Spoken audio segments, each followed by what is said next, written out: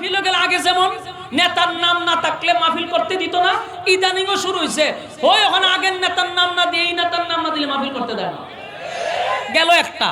2 নম্বর হলো আগে যখন স্বৈরাচারের যুগে আমরা মাহফিল করতাম তখন দেখতাম কি ওই সুদখোর ঘুষখোর বেনামাজি এরপরে বদমাশ লম্পটগুলি থাকতো সভাপতি। এটি যখন সভাপতি থাকতো আমরা যখন প্রধান বক্তা গিয়ে বসতাম তখন হ্যাঁ মাইক নিয়ে আমরা সামনে বসে ওয়াজ করতো। আমি কি বাস্তব বলছি না বাস্তব? শুনেন ঘটনা। এত বিরক্ত লাগে তখন, এরাও বুঝে যে প্রধান বক্তার আগে মাইকে ধরে, এও বুঝে যে মানুষটা কোন সময় থাকবে, কারণ এর মতো নেতারা দিকে তো কোনো মানুষ আসে না। তো যখন আলেমদেরকে দিকে মানুষ এক জায়গায় জমাইত হয় তখন হ্যাঁ কত বড় বেয়াদবিটা করে, আলেমকে চেয়ারে বসাইয়া হ্যাঁ দাড়ি নাই টুপি নাই হ্যাঁ বদমাশগুলি পুতুল টাইন নাইছে আয়া মাইক লয়ে এসেরা আমাদের সামনে দাঁড়ায় ওয়াজ করে। কদিন আগে আমি জামালপুর একটা ওয়াজ করছিলাম, ওখানে এক নেতার সাথে আমার পুরো জব রয়ে গেছে। এই বক্তব্য লইয়া আমার কথা হলো তুই একজন প্রতিনিধি ঠিক আছে সালাম দে অথবা বুট চা যা আমি দাঁড়াবো আমার বুট দিয়ে, তাও বলা জায়গা না এসে বিসমিল্লাহ হয়ে আয়াত পড়ে। ভাই মনে হয় তাকে আল্লাহ নাজিল করছে না শয়তানের কাছে নাজিল করছে, আল্লাহ বলা যায়। আমার কথা হলো যেটা যে আমরা গ্রাম্য ভাষায় কয় লাগল ফাস না যাওয়া খাদ্যস করে, এটা আমরা হবিগঞ্জের একটা কথা। তুই লাগল ফাস না খাদ্যস করে, তুই বেটা বিসমিল্লাহ পড়তে রস না, একজন আলেমের ভাষায় বই আয়াত পড়ে কোরআন, এরপরে জাহান্নামের বয়ান করে। আমার 10 মিনিট রাখতে এমন আমি লোকাল বক্তা, আমার তো দেখলে আবার অনেকে মনে করে যে ভাতটাই দেয় না, কারণ আমার তো সাইজ আল্লাহ বানিয়েছে শুরু চেয়ারও বললো অর্ধেক কালি থাকে, এটা আর কোনোদিন বললো না। 10 বছর হয়ে গেছে আমার ওয়াজের বয়স, কিন্তু আজ পর্যন্ত চেয়ার বসছে না আমার। আমি যখন বলছি আমার কোনো বক্তার খাতারই মনে করছে না, রুচি আছে না তা আমার বয়েতে 15 মিনিট বক্তব্য দিতে আছে ইচ্ছা মতে, খুব বক্তব্য। আবার কি বক্তব্য? জাহান্নামকে তোমরা বাঁচো, মুখে নাই দাড়ি টাকনুন নিচে হইলো তার ফ্যান, এ জাহান্নামের বয়ান করে আমার সামনে বইয়া। আমার তো ধৈর্যের একটা সীমা আছে, পরে আমি মাটির কামড়দা বইয়ে রয়েছি, আমি যেটা করার করুমের বক্তব্যের পরে বক্তব্য শুনলাম, বক্তব্য শেষ আমি এমনি মোনাজাত দাঁড়াইছি। অন্ত শ্রোতারা গেছে শিখতে গিয়ে উজুরে মোনাজাত দিল, আমি তোরা তো আমারও ওয়াজুন ভাল লাগে আনছত না, আনছত নেতারে ওয়াজ করাইতো, নেতায় ওয়াজ করছে, নেতায় মোনাজাতটা পারছে না, আমি মোনাজাত দাঁড়াই লাগছে একটা হন্ডগোল। এমন লাগা লাগলো পরে আমি শুরু করলাম যে মিয়া আইসেনি কেন বুট চাইলে বুট চান, জাহান্নামের বয়ান করার মতো যোগ্যতা আপনার আছে, আপনি আয়াত দিয়ে পড়ছেন ঠাডা ভরবো দিয়ে আপনার উপর, হ্যাঁ এটা কি আয়াত করছেন কোরআনের আয়াত, তাও আমরা সামনে আমরা সাহসটা কত। আমাদের উস্তাদরা যদি সামনে থাকে আমরা একটা হাদিস পড়তে আয়াত পড়তে আমার চুল কাঁপে, আমরা এত প্র্যাকটিস করার পরেও ডরাই, আর একটা ফার্ম লেগে আমরা সামনে তেলাওয়াত করি। আমি আমার কথা কই দেখেন যত বড় আলেমই হোক পিছনে যদি উস্তাদ থাকে অনেক সময় দেন আমরা উস্তাদের নামাজ পড়া, অনেক বড় বড় সেগুলো দিচ্ছে নামাজ পড়া দেশ আমি, কিন্তু এই তেলাওয়াতটা তো প্রতিদিন করি, কিন্তু পিছিয়ে কোন আমার শরীর খাবার শুরু করে দেয়, কারণ পিছনে উস্তাদ আমরারই আডু খাবে, আর হে আমার সামনে আমরা সামনে বইয়া কোরআনের তেলাওয়াত করা। এগুলা তো ভাই 16 বছর দেখছিলাম, এখন দেখুন কেন 16 বছর তো মাটির দিকে কামড়ায় সহ্য করছি, এখনো যদি আমাদের এইগুলোই দেখতে হয় ক্ষমতা তাইলে এরা কি করবে? আমি তো চিন্তাতে আছি যে এরা যে আরো ভয়ঙ্কর রূপ ধারণ করবে। আমি লক্ষণ বালা দেখতেছি, বাকিরা আপনারা বালা বুঝেন, আমার অভিজ্ঞতা নিয়ে আমি কথা বলতেছি। প্রতিটা মাহফিলে যাই এই নেতাদের বক্তব্য লাগিয়া বক্তারে আধা ঘন্টা বসায় রাখে, এগুলো প্রতিদিন হচ্ছে। আমার কথা হইলে আমার আপনাদের বিষয়টা জানাই দেওয়া যে আপনারা মনে করছেন আমরা স্বাধীন হয়ে গেছি, কখনো তো স্বাধীন হয়েছে না, খালি কেজাত করবেন সামনে অপেক্ষা করে রাখুন। আমি লক্ষণ বেশি ভালো দেখতেছি। 2 নম্বর কথা হলো আমাদের প্রশ্ন হলো আপনারা যারা আছেন মাহফিল যারা করান কমিটি যারা আছেন আপনাদের হাতে পায়ে ধরে বলি সভাপতি কাদেরকে বানানো হওয়ার দরকার? বক্তার সেকতার যোগ্যতা বেশি থাকতে হবে এমন ব্যক্তিকে সভাপতি বানাইতে হবে। কারণ আমি যে বইয়ে ওয়াজ করতেছি এখন আমার ভুলটা ধরবো কি একজন দাড়িসা শূন্য লোকে, একজন বেনামাজি লোকে, আমার ভুল ধরবো সভাপতি। কারণ সভাপতি যে বানায় রাখছে এতে তো পুতলটাই নাইছে, তাই আমার ভুল ধরবো কিনা? এই সিস্টেমটা পাল্টানো দরকার। সভাপতি হবে একজন কি আলেম হবে সভাপতি, বাকি আপনারা অতিথি যদি বানাইতে হয় বানান, কিন্তু নাম থাকবে আলেমের মিশে। ওই 16 বছরের ইতিহাস বাদ দিয়ে নতুন করে সিস্টেম চালু করে। ওই বক্তার নাম অতটুকু শুরু করে নিচে দিয়া তো সমস্ত বেনামাজির নাম দেয় আলেমদের উপরে, শাইখুল হাদিসদের উপরে নাম দিয়ে তোরা এগুলাতে বাইর হওয়া দরকার আছে না নাই? আল্লাহ আমরা বুঝার তৌফিক দান করুন। সম্মানিত শুধু যেই কথা বলতেছিলাম, বলুন রাসূল সাল্লাল্লাহু আলাইহি সাল্লামের এই যে পরিস্থিতিটা শুরু হয়েছিল, ওই সময় রাসূল সাল্লাল্লাহু আলাইহি সাল্লামের কাছে যখন সূরা নাজিল হয়েছে, নাজিল হওয়ার পরে কি বলছে যে আমি আপনাকে ৬০ জন সন্তান নিছি, বিনিময়ে দিলাম কতজন? ১০০০ কোটি। তো ১০০০ কোটি উম্মত যারা আছে অথবা আসবে কিয়ামত পর্যন্ত, সব উম্মতি মুহাম্মদীরা এদেশে সব বরদাস্ত করবে, কিন্তু নবীর বিরুদ্ধে কেউ কথা বলবে, কলম ধরবে, এটা আজও না কালও না, কোনদিন সম্ভব না। এই যে কথাটা বলার জন্য এতক্ষণ বললাম, যারা ভবিষ্যতে আসার নিয়োগ করতেছেন আপনারা কথাগুলি লিখে রাখেন। বাংলাদেশের ৯৬% হলো মুসলমান। এদেশের মানুষ ধর্মটাকে সবার উপরে রাখে, সুতরাং এখানে আঘাত করবেন আর আপনি গদিতে বসে থাকতে পারবেন, এটা কোনো সময় আপনি আশা করবেন না। আপনি আমার নবীরে গালি দিবেন আর আলেমদেরকে এখনই আপনি মৌলবাদী সৌলবাদী হয়ে গালি শুরু করছেন, সামনে গেলে কি তা করবেন? লক্ষণ ভালো দেখি না। শুকরিয়া আদায় করছি যিনি আমাদেরকে দুনিয়ার সমস্ত ফিতনা ফাসাদ থেকে হেফাজত করে হাজারো মানুষের মাঝখান থেকে যাচাই এবং বাছাই করে নির্বাচিত করে পছন্দ করে মহব্বত করে ভালোবেসে আসার এবং বসার তৌফিকটুকু রব্বি কারীম আমাদেরকে সুস্থ অবস্থায় দিয়েছেন, এজন্য শুকরিয়া আদায় করছি আলহামদুলিল্লাহ। লক্ষ কোটি দুরুদ এবং সালাম আল্লাহর সৃষ্টির প্রধান আকর্ষণ জনাবে মুহাম্মদুর রাসূলুল্লাহ সাল্লাল্লাহু আলাইহি ওয়াসাল্লামের উপর। সম্মানিত সুধী, আপনারা অত্যন্ত মনোযোগ সহকারে মৌমাছির মতো বসা ছিলেন। আমাদের বাংলাদেশের খতিবে বাঙ্গাল আল্লামা জুনায়েদ আল হাবিব সাহেবের চমৎকার তত্ত্ববহল প্রেক্ষাপট নিয়ে কিছু কথা শুনছেন। আমার পড়ো আলহামদুলিল্লাহ আরো উলামায়ে কেরাম এখানে তশরিফ আনবেন। আমি অল্প কিছু সময় শুধু দোয়া নেওয়ার উদ্দেশ্যে এখানে উপস্থিত হয়েছি, কারণ আমার সময় ছিল বাদ আসা।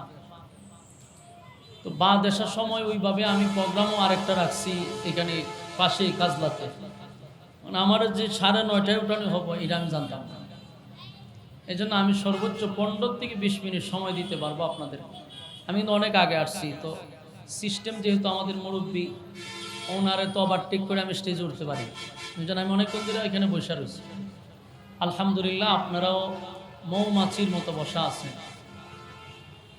অল্প কিছু কথা আমি আপনাদের সামনে উপস্থাপন করতে চাই। আল্লাহ রাব্বুল আলামিন যেন কথাগুলি ইখলাসের সাথে বলার, আপনাদেরকে শ্রবণ করার তৌফিক দান করুক, আমিন। আপনারা আওয়াজ শোনা যায়নি দিকে? মোটামুটি শোনা যায়। এরপরও সিমন মাইক, এটা প্রসিদ্ধ মাইক, কিন্তু এটা আমার জন্য না। এই মাইক দিয়ে আমি কোনো সময় কথা বলতে পারছি না, এটা আমার জন্য না। এটা আমাদের হুমায়ুন ভাইয়ের খুব পছন্দ, এটা উনি সবসময় আনে। এদেরকে কিছু বললে এরা আরো খেপে, যদি বলি একটু সাউন্ড বাড়ানো অথবা একটু সুন্দর করে কেঁপা যায়, এরকম চোখ রাঙানোর দিন তো শেষ। এখন এর মাইক বলা পর্যন্ত চেষ্টা যায়, কারণ এই মাইক আমার জন্য না। আমি আজকে এই মাহফিল থেকে তওবা করতেছি, আল্লাহ যেন আমার আর না বসায় এখানে। কারণ টাইমের কোনো গুরুত্ব নাই। এশারের পরে গিয়ে ৯:৩০, তো আমি ১৫ মিনিটে ওয়াজকিতা করবো আপনার সামনে। এরপরে এমন এক মাইক না, তো এটা জঙ্গির মতো, হেরে কথা বলে চোখ রাঙায়। গত বছর এরকম করছে। ফাইজলামের একটা সীমা আছে, কিছু বলা যায় না তারা, এই জন্য বলতে গেলে চেষ্টা যায়। তাই আপনারা কথা না বলি, আমি অল্প সময় সূরা কাউসার আপনাদের সামনে তেলাওয়াত করছি। কোরআনের সবচেয়ে ছোট্ট একটা সূরা। এই সূরা ৩০ পাড়ায় স্থান পেয়েছে। আপনারা জানেন ১১৪ সূরার মধ্যে সবচেয়ে ছোট্ট সূরাটা হলো সূরা কাউসার। এবং এই সূরাটাকে বলা হয় শানে রাসূল সাল্লাল্লাহু আলাইহি সাল্লাম। যেহেতু খতমে নবুয়ত এর মাহফিল, আমরা রাসূলের শানে কিছু কথা বলবো ইনশাআল্লাহ। দেখেন এই সূরাটা আল্লাহ নাজিলই করছে রাসূলের সম্মান নিয়ে, এবং এই সূরাটার নাজিল করছে রাসূলকে খুশি করার জন্য। আল্লাহ রাব্বুল আলামিন এই সূরাটা নাজিল করছে কেন? রাসূলকে খুশি করার জন্য। রাসূল সাল্লাল্লাহু আলাইহি সাল্লাম যখন মক্কাতুল মুকাররমায়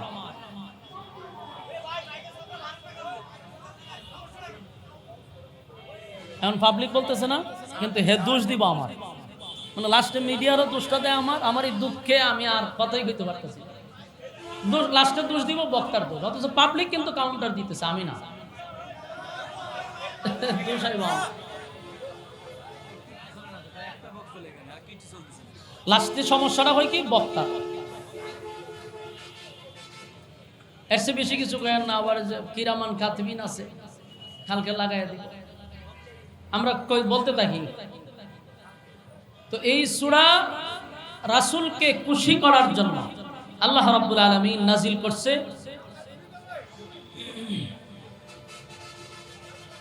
তো যখন রাসূল আরবি সাল্লাল্লাহু আলাইহি সাল্লাম মক্কাতুল মুকাররমায়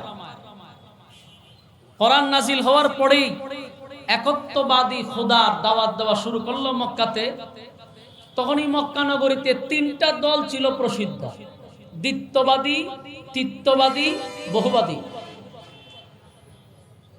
খ্রিস্টান, ইহুদি, মূর্তি পূজারী, এই তিন দল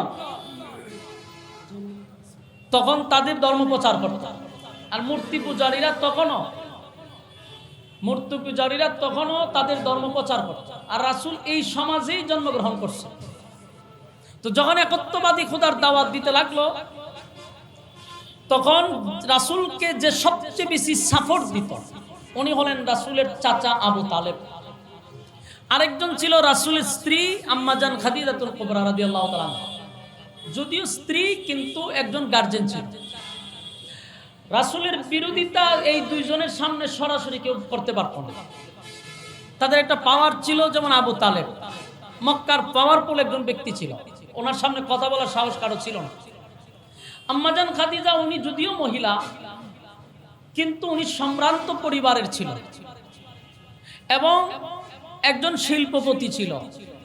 তাই দেখবেন অনেক সময় টাকাওয়ালাদের সামনে অনেকে ভয়ে কথা বলে না, যাদের টাকা বেশি এর সাথে অনেকে ভয় পায় কথা বলতে। আর আবু তালেব ছিল একজন প্রভাবশালী বলতে রাজনীতিবিদ, মক্কার সব সময় ধারাবাহিক একজন সর্দার ছিল। এই দুইজন লোকের সাপোর্ট রাসূলের জন্য অনেক কিছু ছিল। কালেমার দাওয়াত দিতে গেলে যতদিন খাদিজা বেঁচে ছিল, যতদিন আবু তালেব বেঁচে ছিল, আল্লাহর রাসূলের উপরে কেউ টাচ করতে পারে নাই। তো একটা সময় রাসূল আরবি সাল্লাল্লাহু আলাইহি ওয়াসাল্লাম যখন দ্বীনের দাওয়াত দিতে লাগলো, তখন উনার অনুসারী যারা তাদের উপরে নির্যাতন শুরু করলো, কিন্তু রাসূলের উপরে এখনো টাচ করে নাই, কারণ আবু তালেব বেঁচে আছে। খাদিজার উপরে টাচ করে নাই, কারণ এখনো খাদিজা বেঁচে আছে, রাসূলের উপরে টাচ করে না। কিন্তু একটা সময় আম্মাজান খাদিজা দুনিয়ার থেকে বিদায় হয়ে গেছে। অথচ এই রাসূল সাল্লাল্লাহু আলাইহি সাল্লাম খাদিজা শুধু একজন স্ত্রী ছিল না, সুখের দুঃখের সব সময়ের সাথী ছিল। আপনারা যারা হজ উমরা করতে গেছেন, একটা বিষয় আপনারা জানেন, যারা জাবালে নূর ওই যে হেরা গুহাতে যারা উঠছেন, অনেকেই তো এখানে হাজী সাহেব আছেন এবং উমরা করছেন। আমি কয়েকবার উঠছি, আমি অভিজ্ঞতা নিয়ে বলতেছি। আমরার বয়স কম, কিন্তু এই হেরা পর্বত উঠতে গিয়া আমি 8 লিটার পানি খাইছি। এখন তো আস্তে আস্তে সুবিধা করে লেছে, আরো 4-5 বছর আগে যখন গেছিলাম তখন এতটা সুযোগ সুবিধা ছিল না, এখন তো সিঁড়ি করে লেছে। এরপরও আপনি দেখবেন যে 4-5 লিটার পানি এমনি শুকায় যাবে। তো আমি যখন উর্সিটার উপরে আমি নিজে নিজে একটা জিনিস চিন্তা করলাম, যে যখন আম্মাজান খাদিজার জীবনী আমরা পড়ি, তখন ওখানে আমি বিশ্বাস করবেন, আমি উঠতে উঠতে যখন আম্মাজান খাদিজার কথাগুলি স্মরণ হইতেছে, আমার চোখ দিয়ে পানি এসে পড়ছে। যে আমি একটা যুবক ছেলে, আমার 7 লিটার পানি লাগলো, আর আম্মাজান খাদিজা প্রতিদিন রাসূলের জন্য এখানে খাবার নিয়ে আসতেন। তখন ওনার বয়স 40-এর উপরে ছিল, আর এখন তো মাশাআল্লাহ সিঁড়ি দিয়া দিছে। ওই সিঁড়ি তো ছিল না, মানে পাথরের উপর দিয়া বায়া বায়া এইভাবে উপরে উঠছে, উঠটা রাসূলের পাশে বসে থাকতো। এটা কিভাবে সম্ভব? কিভাবে সম্ভব? আমি না হয় 5-7 জায়গা থামছি, থাইমা জিরাইছি, পানি খাইছি, এরপর আমার অবস্থা খারাপ। কিন্তু আম্মাজান খাদিজা কিভাবে প্রতিদিন খাবারটা নিয়ে গেল? রাসূলের সুখের দুঃখের সব সময় বুদ্ধি পরামর্শ দিতেন আম্মাজান খাদিজা। উনি মারা গেছে, কিছুদিন যেতে না যেতেই আবু তালেব রাসূলের গার্জিয়ান, একদিন দুই দিনের সম্পর্ক নয়, রাসূলকে লালন পালন করছেন প্রায় 40 বছরের উপরে। কতটুক মহব্বত! নিজে জড়ায়া দইরা ঘুমাইতো, নিজের সন্তানকে আগে খাবার না দিয়া রাসূলের মুখে খাবার দিত। এত ভালোবাসার, এত মহব্বত ভাতিজার প্রতি ছিল। সেই আবু তালেবও মারা গেল। এখন বলুন, রাসূলকে সেভ করার মতো মক্কাতে তখন আর ওরকম কেউ ছিল না। কারণ আবুল আহাব যে চাচা, সেও বিরোধিতা করত, মক্কার অনেক মানুষ বিরোধিতা করত, কিন্তু আবু তালেবের মতো এতটা মহব্বত আর কেউ করে নাই। একটা পর্যায়ে আবু তালেব মারা যাওয়ার পরে আল্লাহ রাসূল একবারে ভাঙিয়া পড়ছে। কিন্তু বলুন, এই আবু তালেব 40 বছরের উপরে রাসূলকে ভালোবাসা মহব্বত করে নিজের সন্তানের মতো লালন পালন করল। রাসূলের জন্য জিয়াল কাটছে প্রায় 3 বছরের উপরে। গৃহবন্দী ছিল রাসূলের সাথে। রাসূলের বিরুদ্ধে কেউ কথা বললে সর্বপ্রথম আবু তালেব তরবারি নিয়ে দাঁড়াইছে। বলুন তো দেখি, সেই আবু তালেব আছে কোথায়? আমার কথা বুঝতেছেন আপনারা? শুনতেছেন? আল্লাহ, আমার কথা বুঝেননি? আল্লাহর রাসূল একটু বলেন, বলুন আবু তালেব আছে কোথায়? জান্নাতে না জাহান্নামে? জাহান্নামে। বলুন তো দেখি, আবু তালেবের কোন দিক দিয়ে ভালোবাসা কমতি ছিল? এমনকি তাম পৃথিবীর সমস্ত আশিকে রাসূলকে যদি এক পাল্লাবে রেখে দেন, আবু তালেবের একদিনের ভালোবাসার সমান হবে না। সেই আবু তালেব এত ভালোবাসার পরে কোথায় গেছে? কেন? কারণটা কি? শুধু ভালোবাসাটাই ছিল। ভালোবাসার সঙ্গে যেটা দরকার ছিল এটা আবু তালেবের ছিল না। ভালোবাসার সঙ্গে একটা আদ দরকার ছিল, অনুসরণ অনুকরণের দরকার ছিল। কিন্তু শুধু ভালোবাসা গেছে, আর এই ভালোবাসাটায় ওনাকে জান্নাত পর্যন্ত নিতে পারে নাই, এই ভালোবাসায় ওনাকে জাহান্নামে নিয়েছে। তা আমি একটা জিনিস মিলাই দেখলাম, আমাদের বাংলাদেশও বহু মানুষ আছে নবীরে ভালোবাসে, সন্দেহ নাই তার ভালোবাসার মধ্যে, কলিজাটা দিয়া ভালোবাসে, কিন্তু তার ভালোবাসাটার মধ্যে নাই অনুসরণ নাই অনুকরণ। তো তার এই ভালোবাসায় আবু তালেবের যেই জায়গা তারও সেই জায়গা। আমি আপনারা একটু বাস্তব দেখাই দিই। আমাদের বাংলাদেশে বহু আশিকে রাসূল আছে, এরা বছরে একবার বাহির হয়, সারাটা দেশ লারা দিয়া বুঝায় যে আমরা বেরিয়েছি। খুব নাচা নাচি মিছিল মিটিং করে কইরা বুঝায় যে আমরা আশিকে রাসূল, নবীরে ভালোবাসি। এই যে ভালোবাসার দাবি করলো, এরা ফাঁক থেকে মাথা পর্যন্ত তাকাইবেন, নবীর সুন্নতের বংশটুকু দেখা যায় না। বলুন তো দেখি, এদের মধ্যে ভালোবাসার কমতি আছে? কথা হয় না। আসলে ভালোবাসার কোনো কমতি নাই, কিন্তু কমতিটা কোথায়? অনুসরণ অনুকরণ। এই দুইটা জিনিস এই গুলা না থাকার কারণে আবু তালেবের যেই জায়গা তাদেরও সেই জায়গা। আবু তালেব রাসূলকে কলিজাটা দিয়ে মহব্বত করত, জানতো উনি সত্য নবী, জানতো আল্লাহ সত্য, নবী সত্য, কোরআন সত্য, ধর্ম সত্য। যাই না শুই নাই উনি কালেমা পড়ে নাই, যাই না শুই নাই নবীর অনুসরণ করে নাই, অনুকরণ করে নাই, কিন্তু ভালোবাসে। শুধু ভালোবাসা দিয়ে জান্নাত পাওয়া যায় না, এর বাস্তব প্রমাণ আবু তালেব।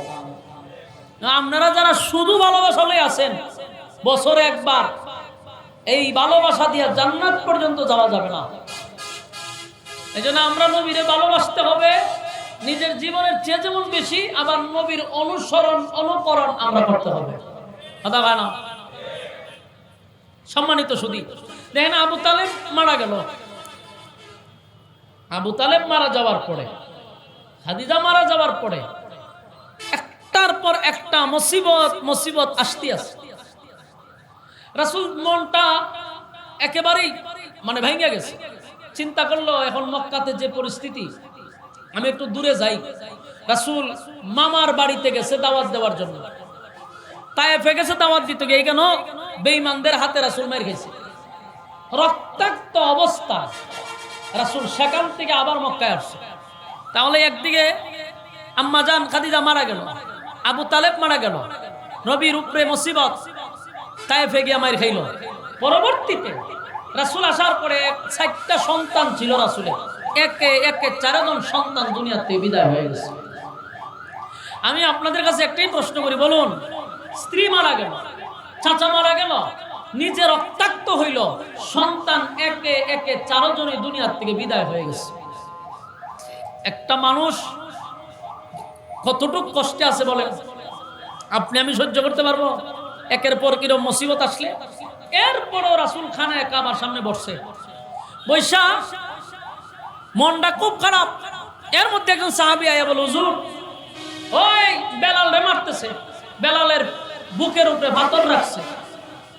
সাহাবায়ে কেরাম যারা কালেমা পড়ছে তাদের উপরে নির্যাতনের স্টিম রুলার চাপায়া দিছে।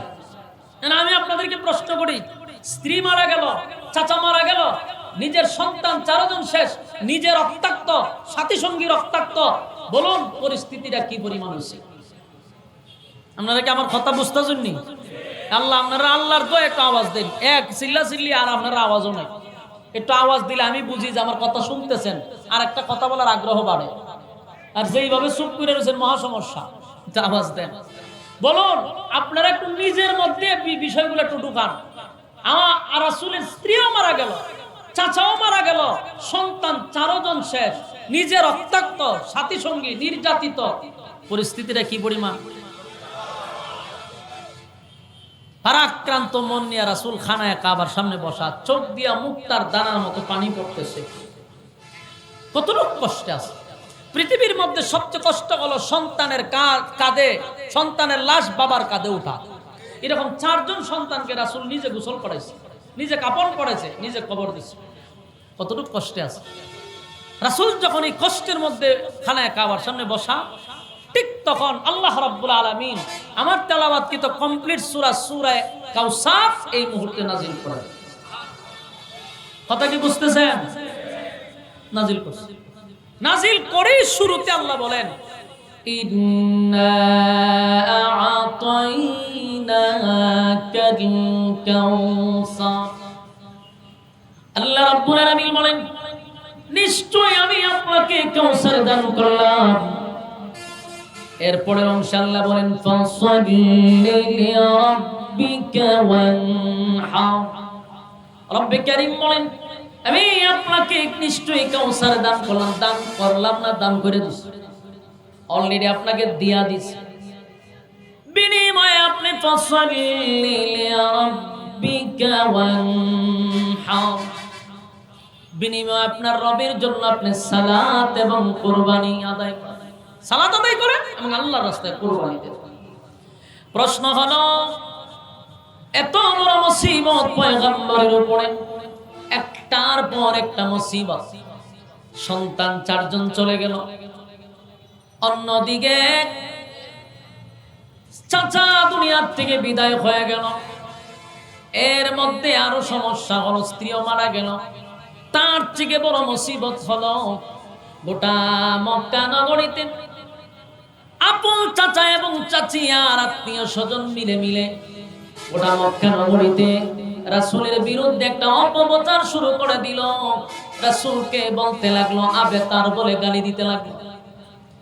গোটা মক্কা নগরীতে যখন খবরটা ছড়ায় গেল, তোমরা কি জানো আব্দুল্লাহর পুত্র মুহাম্মদ বাপ দাদার ধর্ম বাদ দিয়া যেই একত্ববাদীর খোদার দাওয়াত দিতেছে, আমাদের সমাজের মধ্যে পাটল সৃষ্টি করলো, সেই আব্দুল্লাহর পুত্র মুহাম্মদের ধর্ম বেশি দিন সমাজে টিকবে না। এবং বলাবলি করতে লাগলো, আব্দুল্লাহর পুত্র মুহাম্মদের নাম এই জমিনে বেশি দিন থাকবে না রে, কারণ তার একে একে 4 জন সন্তান পৃথিবীর থেকে বিদায় হয়ে গেছে। তার নাম নেওয়ার মতো জমিনে কেউ থাকবে না, তার নাম নেওয়ার মতো কেউ থাকবে না। তাই তোমরা শোনো, আবু তালেবের ভাতিজা, তার একে একে 4টা সন্তান দুনিয়া থেকে বিদায় হয়ে গেছে। এর দ্বারাই বুঝতে পারলাম মুহাম্মদ একজন লেসকাটা, মুহাম্মদ একজন নির্বংশা আটকুরা, নাউজুবিল্লাহ। আমি শুধু আশিকে রাসূল আপনাদের বিবেকের কাছে একটু আমি মেসেজটা দিতে চাই। একদিকে নিজের স্ত্রী দুনিয়ার থেকে বিদায় হয়ে গেছে, শুধু স্ত্রী নয় রে, উনি একজন গার্জেন ছিলেন। চাচা ছোটবেলার থেকে নিয়ে 40 বছর চাচার কাছে লালিত পালিত, সেই চাচাও দুনিয়ার থেকে বিদায় হয়ে গেল। কালেমার দাওয়াত দিতে গিয়া তায়েফের ময়দানে রাসূল থাকত। আবার মক্কায় আসার পরে শুনে যারা কালেমা পড়ছে তাদের উপরে নির্যাতনের স্টিমরোলার চাপানো হয়েছে। আবার গোটা মক্কা নগরীতে নিজের মানুষগুলা রাসূলকে আবেতার বলে গালি দিতে লাগলো। কি একটা পরিস্থিতিতে আল্লাহর পয়গম্বর খানায় কাবার কাছে বৈশা বৈশা চোখের পানিগুলো ছেড়তেছে, চোখের পানিগুলো ছাড়তেছে, মুক্তার দানার মতো পানিগুলি টপ টপ করে পড়তেছিল। এর মধ্যেই রাসূল একটা মুস্কি হাসি মারলেন। একজন সাহাবী বলেন, নবী গো, আমি অনেকক্ষণ ধরে দেখতেছিলাম আপনার চোখ দিয়ে পানিগুলি মুক্তার দানার মতো পড়তেছিল, কিন্তু হঠাৎ করে আপনার চেহারার মধ্যে আমি একটা মুস্কি হাসি দেখতে পারলাম। ঘটনা বুঝলাম না গো পয়গম্বর, কান্নার মাঝখানে আপনি মুস্কি হাসি দিলেন কেন? আল্লাহর নবী বলেন, সাহাবী রে, আমি মুস্কি হাসি দিলাম এই মুহূর্তে আমার কাছে একটা সূরা নাজিল হয়েছে। যদিও সূরাটা ছোট, কিন্তু পুরো সূরাটা নাজিল হয়েছে আমি নবীরে খুশি করার জন্য। আমার যুবক ভাইরা, সূরা কাউসার আল্লাহ নাজিল করছে রে আমার পয়গম্বরকে খুশি করার জন্য। আল্লাহ বলে, বন্ধু আমি আপনার খুশি করার জন্য এই সূরা নাজিল করলাম। একদিকে আল্লাহ নাজিল করে জানায়া দেয়, ইন্না আতাইনাকাল কাউসার, আপনাকে নিশ্চয়ই আমি কাউসার দান করছি। ফাসাল্লি লিরাব্বিকা ওয়ানহার, আপনি আপনার রবের জন্য সালাত আদায় করেন আর কুরবানি দেন। ইন্না শানিআকা হুয়াল আবতার। এই যুবক ভাইরা, এই যে লাস্টের যে আয়াত, এটা আল্লাহ প্রতিবাদ করছে। আল্লাহর নবীর মক্কার মানুষেরা আট পুরা বলে গালি দিল, পয়গম্বরকে গালি দিল, আট পুরা বলে পয়গম্বরকে গালি দিল, নির্বংশা বলে। আমার পয়গম্বর একটা বারের জন্য প্রতিবাদ করে নাই রে, কিন্তু আল্লাহ নিজেই তার বন্ধুর পক্ষ হইয়া প্রতিবাদ করছে। আল্লাহ বলে, একজন দুইজন নয়, চারজন সন্তান আপনার আমি নিয়ে গেলাম। চারটা সন্তান আপনার ছিল, চারজন সন্তানকে আমি আল্লাহ নিয়ে গেছি। বন্ধু, আপনার পরিচয় যে আঘাত আমি দিছি, চারজন সন্তান আপনার নিয়ে আমি আপনার কষ্ট দিলাম। এই চারজন সন্তান যদি বেঁচে থাকতো, আপনার নাম তুলে রাখতো, আপনার ইজ্জত, আপনার নামের ইজ্জত নষ্ট হয় এমন কাজ হয়তো বা চারজন সন্তান থাকলে করতে দিত না। আমি আপনার চারজন সন্তান নিয়ে গেছি, কিন্তু বন্ধু আপনার আমি এর বিনিময়ে কোটি কোটি কোটি হাজার কোটি রূহানি সন্তান দান করছি। বলুন, ছেলে নিল কয়জন, দিল কয়জন?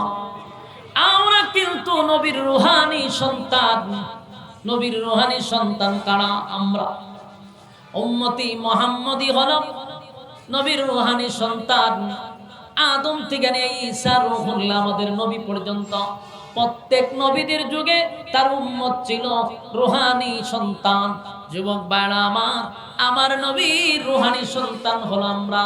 তাই আল্লাহ বলেন, নিলাম তো 60 জন, দিলাম তো 1000 কোটি। কিয়ামত পর্যন্ত আপনার উম্মতেরা আপনার নামের ইজ্জত রক্ষার্থে তারা জীবন দিবে, আপনার নামের ইজ্জত নষ্ট করতে দিবে না। আমি জানতে চাই, আমরা তো নবীর রূহানি সন্তান, কথা হয় না তো? নবীর রূহানি সন্তানটাকে নবীর ইজ্জত নষ্ট করতে দিবে? কথা হয় না। 16 বছর যে গেল, বিগত 16 বছর, এই 16 বছরে কত ব্লগার, কত নাস্তিক, কত রামবাম আমার নবীর বিরুদ্ধে ফেসবুকে লেখালেখি করছে। প্রতিবাদে আলেম ওলামারা রাস্তায় নামছে, রক্ত দিছে, কিন্তু 16 বছরে নবীর দুশমন একটার ফাঁসি হয়েছে, যাবজ্জীবন জেল হয়েছে আমি শুনছি না, দেখছি। আপনারা দেখছেন জানি না। আমার প্রশ্ন হইল, পার্লামেন্টে 300 জনের উপরে সদস্য ছিল, ঠিক না? কথা হয় না, 300 জনের উপরে তো সদস্য। 300 সদস্যের মধ্যে সবাই কি নাস্তিক ছিল না? সবাই নিজের ইমানদার বলতো? সবাই নিজের কি বলতো? একজন ইমানদার, পাক্কা ইমানদার দাবি করতো। তো পাক্কা ইমানদার দাবি করে পার্লামেন্টে সব ছিল মুসলমান। আমার নবীর বিরুদ্ধে যে লেখালেখি হইতো, আলেমরা যখন মাঠে নামতো, উল্টা আমরা ফাঁকির মতো গুলি করে মারতো। বোলার ইতিহাস কি ভুলে গেছে? বোলায় 7 জন আমাদের আলেমদেরকে শহীদ করছে। কিসের জন্য? নবীর ইজ্জত রক্ষার্থে তারা মাঠে নামছিল। এই যে শাপলা চত্বর আমরা বলি, শাপলা চত্বরের ইতিহাস বুঝেন? কেন হুজুর আলাম ছিল? গদ্দির লেগে গেলাম ছিল। আমি কই কথা বলতেছি, আমি বুঝি না, আমার আওয়াজ কেরা বুঝি না। এই পিছনে কি আওয়াজ যায়? তা আপনারা কথা বল না, না বুঝলে না বলেন যে বুঝি না, আওয়াজ দিতে। শাপলা চত্বর কি গদ্দির লেগে গেছেন নি? চেয়ারের লেগে গেছে। তো কেন গেছিল? নবীর ইজ্জত রক্ষার্থে গেছিল। যখন সেই ব্লগাররা, শাহবাগীরা নবীর ইজ্জত নিয়ে চিনিমিনি করা শুরু করছে, সারা বাংলাদেশের আলেমরা একত্রিত হয়ে তখন শাপলা চত্বরে একত্রিত হয়েছিল নবীর ইজ্জত রক্ষার্থে। কিন্তু প্রতিদান কি পেলাম? ফাঁকির মতো গুলি ঘুরে আমাদেরকে মারছে। এই দেশে মাঝে মধ্যে দাঙ্গা যে লাগাইতো, এটা তাদের পলিটিক্স ছিল, রাজনীতি পলিটিক্স ছিল। আমি আপনাদেরকে একটা গোপন কথা বলি, কারণ আমরা এই অতীতে বহু এমপি মন্ত্রীদের বাড়িতে প্রোগ্রাম করছি, বহুজনের সাথে আমি চলছি, এরা গোপন কথাগুলো বাইর করছি মাঝে মধ্যে। এরা যে মাঝে মধ্যে দাঙ্গা লাগাইতো আর হুজুররা মাঠে নামাইতো, এটা ছিল তাদের রাজনীতিক একটা পলিটিক্স ছিল।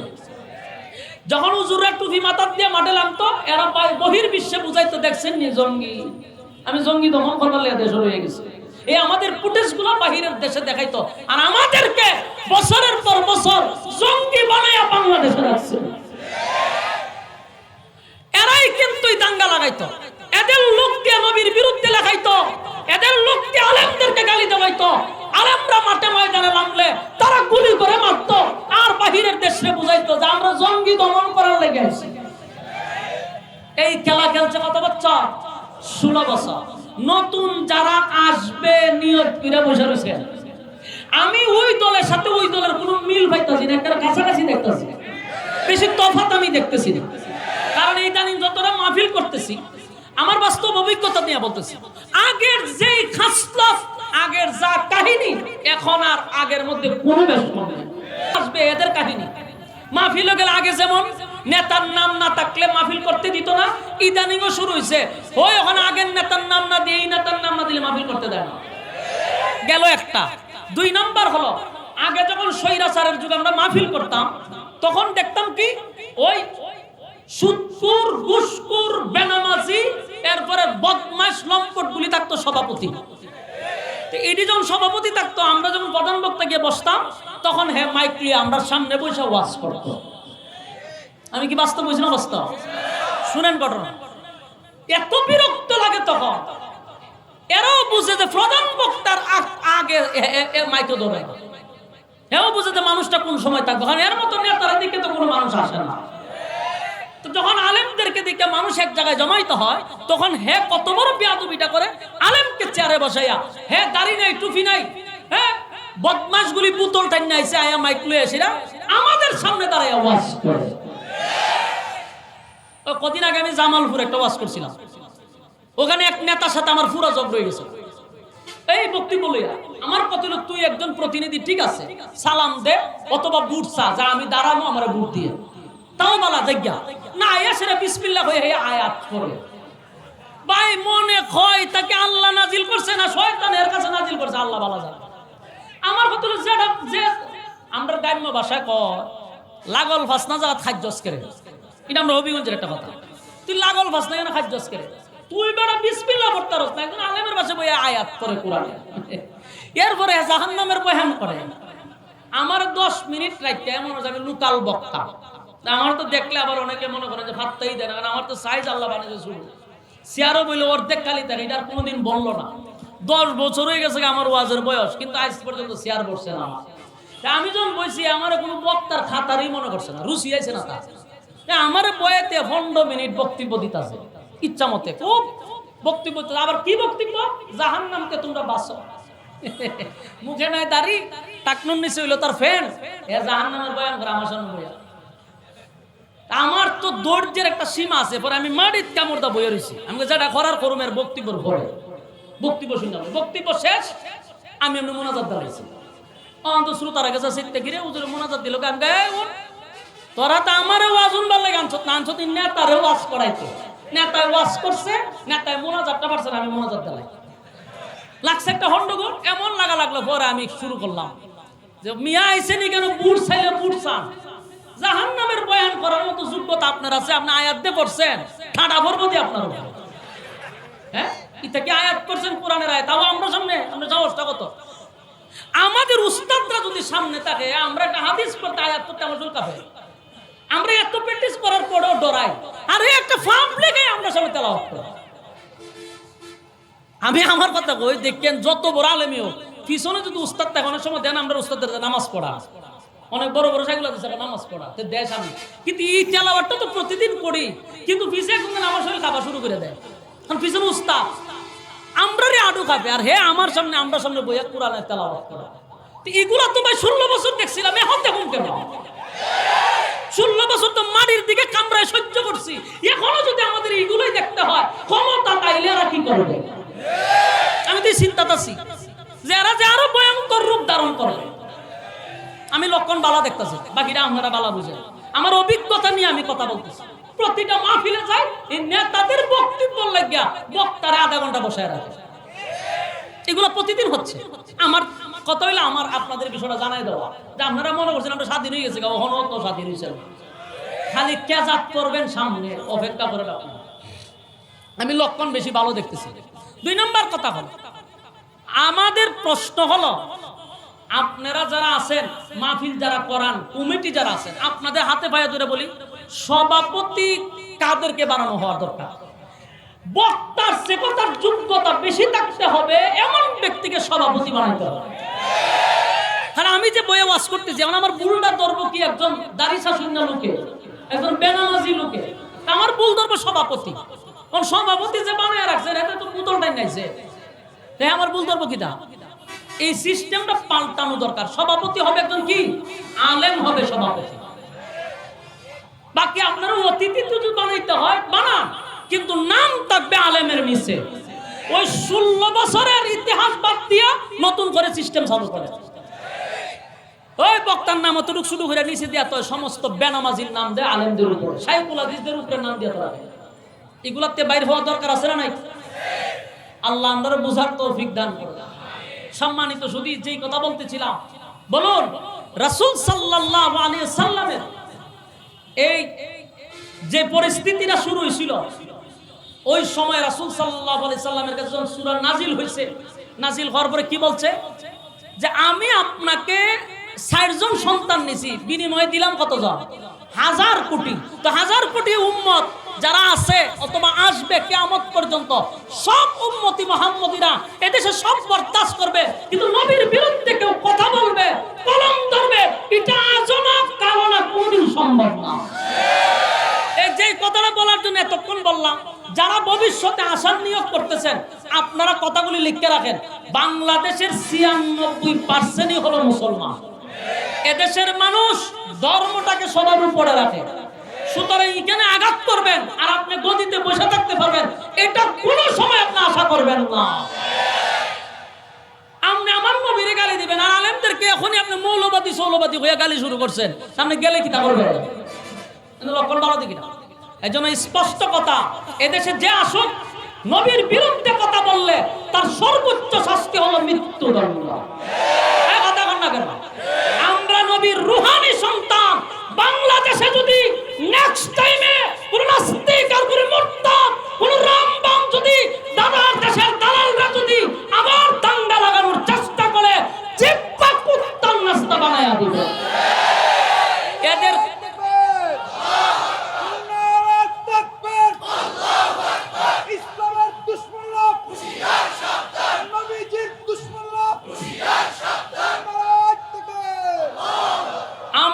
বেশি সার দিতে দিতে এখন খাডাল ভাঙ্গে আমরা মাথা তুই খাইব। আরে বেটা, এই দেশের আলেম উলামারা 16 বছরে যেই পরিমাণ নির্যাতিত হয়েছে, খোদার কসম কোন রাজনীতিবিদ এতটা নির্যাতিত হয় নাই। সারা জীবন এরা রামবামরা কইল কি আমরা সংখ্যালঘু। আমার প্রশ্ন হইল, 16 বছরে যেই পরিমাণ আলেম উলামারা আয়নাঘর থেকে বাইরেছে, ওই পরিমাণ কোন সংখ্যালঘু আয়নাঘর থেকে বাইরেছে নি? সংখ্যালঘু কারা? এদেশে 16 বছর আলেমরা ছিল সংখ্যালঘু। তো এই দেশের আলেমদেরকে মাইনাস করে কোনদিন কোন জায়গায় বসার নিয়ত করবেন না। এই ভুল সিদ্ধান্ত আপনার। আল্লাহ আমাদের হেফাজত করুক, আমিন। তো রাসূল সাল্লাল্লাহু আলাইহি সাল্লামকে আল্লাহ বলেন যে আপনার 60 জন সন্তান নিছি, বিনিময়ে আপনাকে কি দিলাম? হুজুর আছে তো আমি আপনার নিলাম 60 জন, কিন্তু আপনাকে কোটি কোটি রূহানি সন্তান দিছি, কিয়ামত পর্যন্ত আপনার ইজ্জত রক্ষার জন্য তারা জীবন দিবে। সুবহানাল্লাহ। বলুন, আমরা জীবন দিতে রাজি আছি? আল্লাহ নিজে বন্ধুরে সান্ত্বনা দিয়া কয়, আপনার রূহানি সন্তানরা আপনার ইজ্জত নষ্ট করতে দিবে না। এরপর আল্লাহ বলেন, ইন্না শানিয়াকা হুয়াল আবতার। যারা আপনাকে আবেতার বলছে, আমি আল্লাহ বলছি, তারাই আবেতার, তারাই লেসকাটা, তারাই নির্বংশা। বলুন, এরা বলছে কি নবীর নাম নেওয়ার মতো কেউ থাকবে না। প্রতি সেকেন্ডে সেকেন্ডে নবীর নাম নেওয়া হচ্ছে কিনা? গোটা পৃথিবীতে নবীর নাম প্রতি সেকেন্ডে নেওয়া হচ্ছে। বলুন, আবু জাহেলের নাম নেওয়া হয়, গিনার সাথে নেওয়া হয়। আবু লাহাবের নাম নেওয়া হয় না, গিনার সাথে নেওয়া হয়। আমার নবীর নাম দুনিয়া থাকবে যতদিন, নবীর নাম থাকবে ততদিন। সুতরাং আল্লাহ রাব্বুল আলামিন বলেন, বন্ধু আপনার 60 জন নিছি, কোটি কোটি দিছি, কষ্ট পাওয়ার কিছুই না। আপনারা তারা আবেতার বলে গালি দিছে, আপনি প্রতিবাদ করেন নাই, আমি আল্লাহ নিজে প্রতিবাদ করছি। সূরা কাউসার নাজিল করে যে তারা আবেতার, তারা নির্বংশা, তারা লেসকাটা, আপনি না। আপনার নাম থাকবে পৃথিবী যতদিন থাকবে। সুবহানাল্লাহ।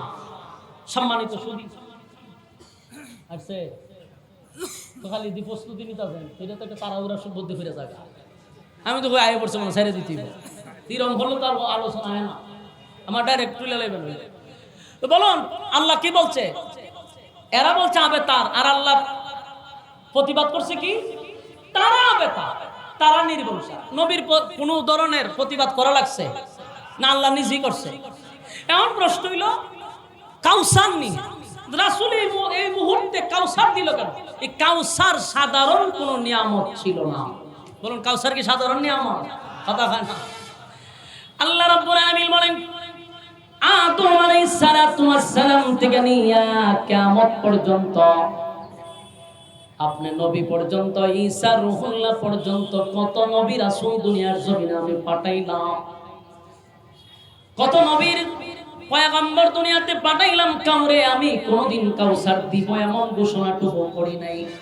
আর আমি আল্লাহ আপনাকে কাউসার অলরেডি দিয়া দিছি। সুবহানাল্লাহ। শুধু তাই না, পয়গম্বরকে আল্লাহ রাব্বুল আলামিন সশরীরে কাউসার সরাসরি আল্লাহ দেখায়া দিছে। সুবহানাল্লাহ। এই কাউসারের কত দাম!